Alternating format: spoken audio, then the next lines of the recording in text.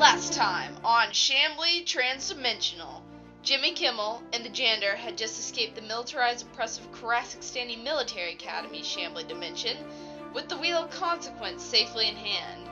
However, JT accidentally swallowed a mysterious blue pill that the janitor had given him.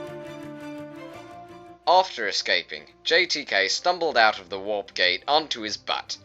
As he was frantically assessing his surroundings, a loud, booming voice came in through the intercom. Welcome to the intergalactic STD tetrahedral pyramidal glass citadel headquarters of Chamblee. Please move away from the warp gate as new arrivals continue to come through. If you have successfully retrieved any interdimensional keys, then please deposit them in the tubs on the left. If you have any hazardous weapons, chemicals, vicious animals, or small children, place them in the chute for incineration. What the heck? As the janitor put the Wheel of Consequence into the tub, she gave JT a sideways glance. You may want to step away from the door. After she uttered the caveat, she adjusted her glasses and turned from a gimpy-legged old woman into a middle-aged lady of only slightly less gimpiness. JT stood up, but as he did, a large man came out of the portal wearing, of all things, a green, scaly dinosaur costume, holding what would appear to be a real dinosaur egg. This man instantly collided with JT. JT's butt became friends with the floor once more. "Where are you going, laddie? There's only room for one in the doorway.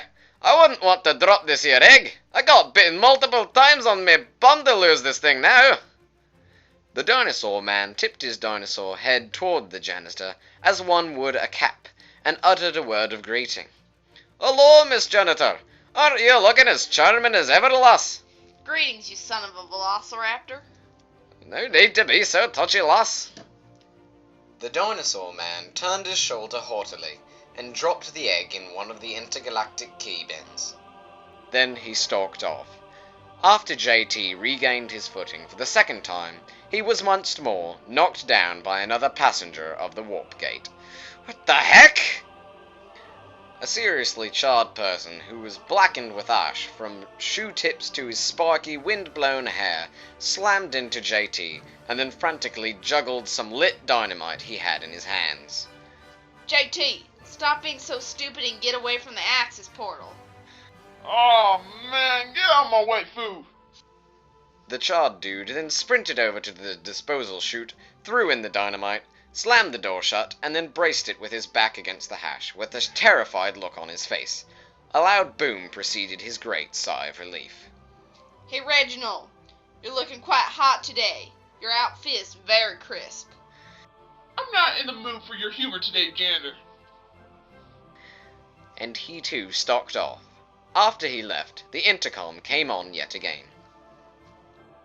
New arrivals, please make your way to the Chamblee decontamination chambers to your left.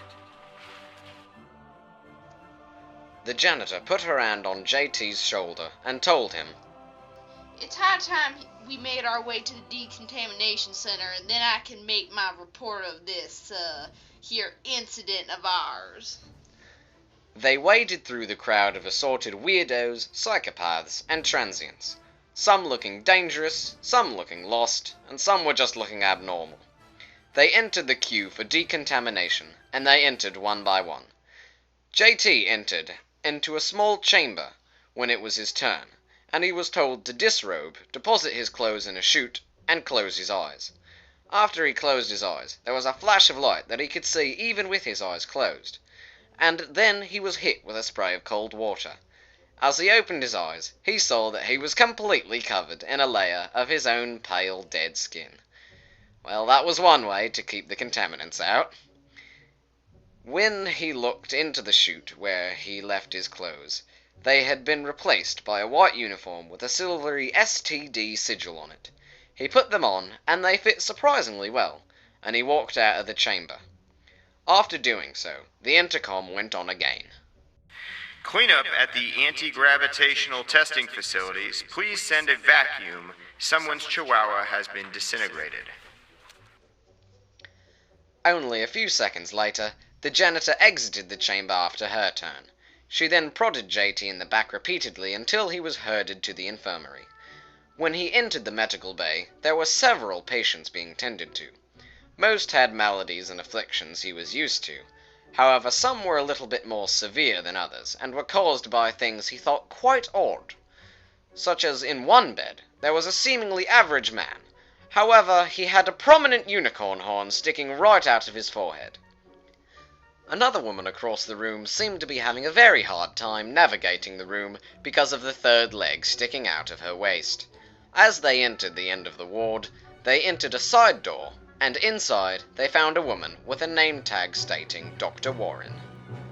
Hey, Dr. Warren, this little son of a man swallowed the dimension key for his dimension. Really? We haven't had a case this bad since the Great Easter Bunny outbreak of '86. What was the key anyway? It was a big blue pill. Well, that's a bit of a problem, isn't it? Let's take a look and see if it's still in there. She then pushed a big red friendly button, and from the ceiling came a gargantuan pair of STD glasses. Positioning herself on the opposite side of them as JT, her eyes were magnified to ludicrous levels. As she stared straight at JT, those huge eyes moved around, and after a few seconds of examining, she said, Yep, it's still in there all right. However, it looks like it's been broken up into a few pieces and spread out inside your small intestine. To get it out, we'll need to perform a simple medical surgery that has a comforting 98% failure rate. Whoa, back it up. Then, sorry to say it, Miss Doctor, but I think I'll just be keeping this nice key inside me. It feels quite at home in there now. I'm sorry to waste your time, but me and my associate truly must be going now. I'm afraid you don't really have much of a say in this matter, young man. When there is a dimensional key involved, STD doesn't joke around. We'll do this operation whether you like it or not. When it comes to keys, the only people it's optional on are employees. Insurance and all that jazz, you know? JT immediately looked at Jan and said, I volunteer myself as tribute. The doctor's eyebrow then cocked to the highest degree that an eyebrow could cock. You'd be willing to do that, son? It's a hard and dangerous life here at STD. Just look at the war side if you don't believe me when I say unexpected things can happen. As she said this, she pointed out the door at the very charred individual that they had met earlier at the warp gate. I'm willing to do it if it means that 98% failure rate is reduced by a few. In that case, we'll need to go to Director Lowry's recruitment administrator. Lead the way. They made their way back out of the ward and into the Citadel proper again. And then they found their way to a large, luxurious office that allowed light to enter through its elegant window panes. They entered without knocking, and as they went in, JT passed the sign on the door saying, Do not disturb. After they went in, the administrator looked up, glanced at the janitor, then gave JT a very pointed look as she said, I thought I told you to wipe your shoes before coming into the Citadel as to get rid of the filth you might bring in, janitor. What's he doing here? And along those lines, what are you doing here? I just got back from Dimension in Dimension 4-2. Picked up this young man from the headquarter antithesis. He looked a wee bit bored in his math class. Since the time deficiency is much slower than International Standard Warp Time, he will not be missing much.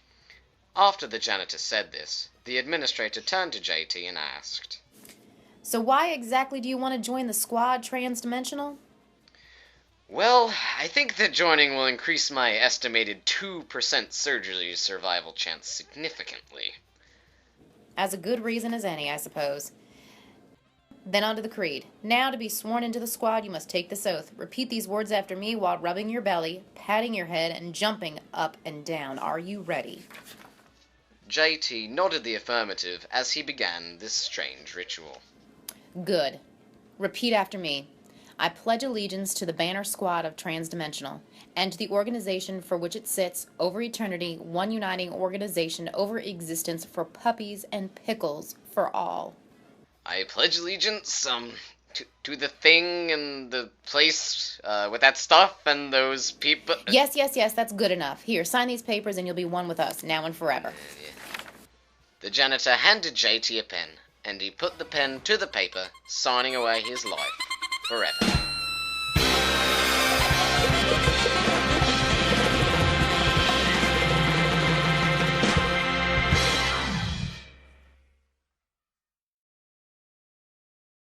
Lovely.